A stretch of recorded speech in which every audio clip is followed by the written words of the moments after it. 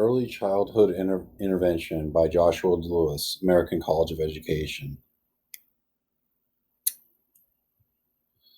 Early childhood education is a critical time in the student's life.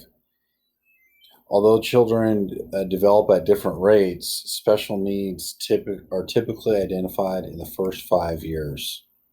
There's a number of different disabilities that a child could have, and those include intellectual, hearing impairment, speech or language impairments, visual impairments, serious emotional disturbance, orthopedic, autism, developmental delays, or traumatic brain injury. Herber and Spiker stated that disabilities in young children are difficult to assess. Referrals are a critical part of early intervention. They can come from families, pediatric professionals, child care providers, or the county department of health. The Individuals with Disabilities Act is a federal law mandating a free and appropriate education, and this law applies to children with disabilities. There is 3 parts to the law. The 2 parts that I'm going to focus on are Part B and C. Part B is for children ages 3 to 21, and Part C is for children under 3.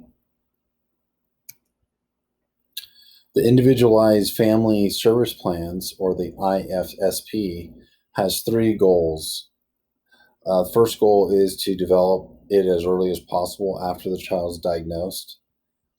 Heavy involvement by the families in the development and execution of this. And then making sure that the plan is structured with clear and measurable goals. Each state has its own process and definition for developmental delays, so it's important to check on those. 2 big numbers are 3 and 90. 3 is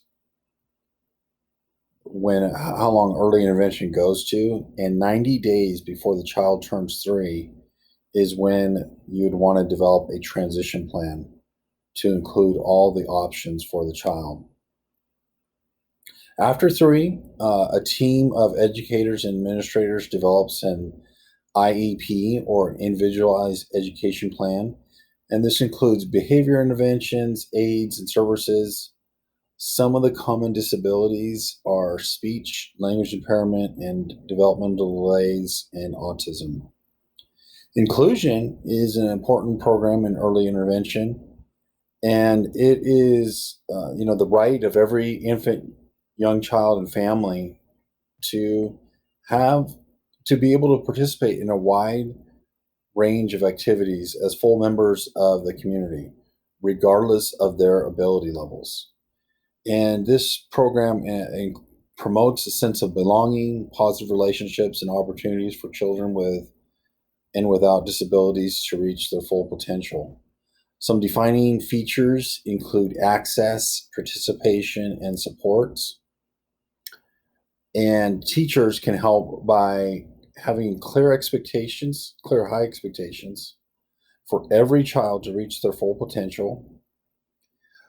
A program philosophy of inclusion that establishes services and supports, taking a look at their program and professional standards to revise them, and achieve an integrated professional development system.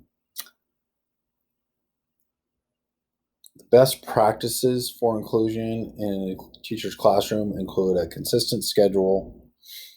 This creates predictability, and it's also helpful to have a visual schedule to reinforce and reinforce verbal instructions. Develop transition strategies. These include verbal, visual, and auditory cues for the student. Differentiate the curriculum to meet the needs of all students.